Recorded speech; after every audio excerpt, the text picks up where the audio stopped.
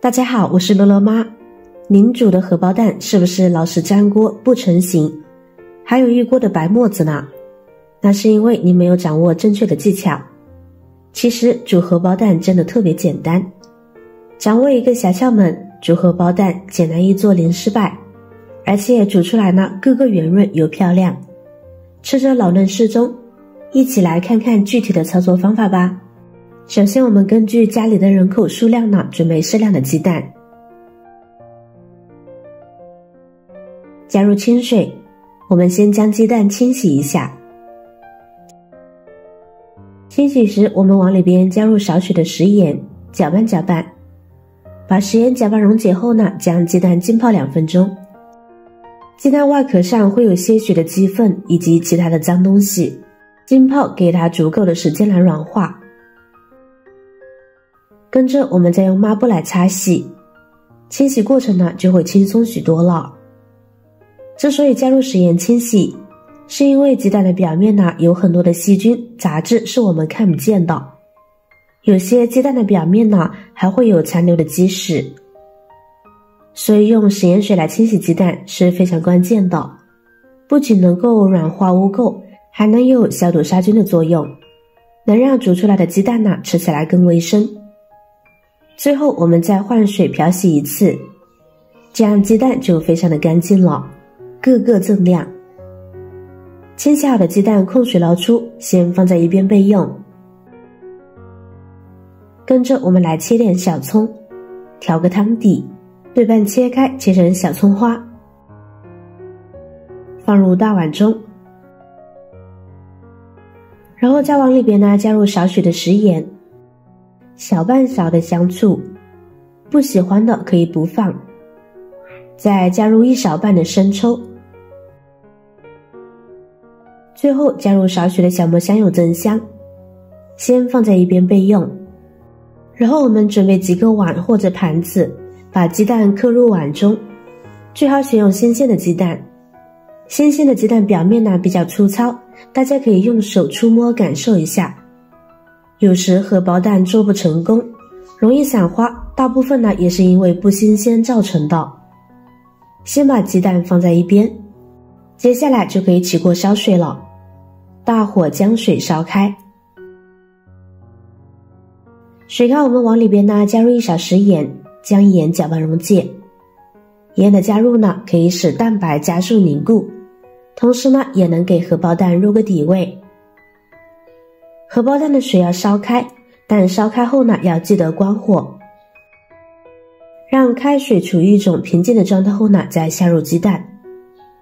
因为一直处于翻滚状态的开水也会将鸡蛋冲散开的，所以等水平静下来后呢，这时我们再将鸡蛋一个个的缓缓地放入锅中，先放入碗中，再倒入水中。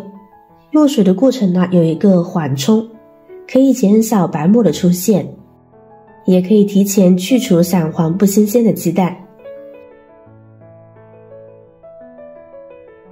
全部倒完，关成最小火呢焖2分钟，千万不要开中火或者是大火，不要让水沸腾，水沸腾容易把鸡蛋给冲散，所以我们最好用小火呢先把表面的蛋清定个型。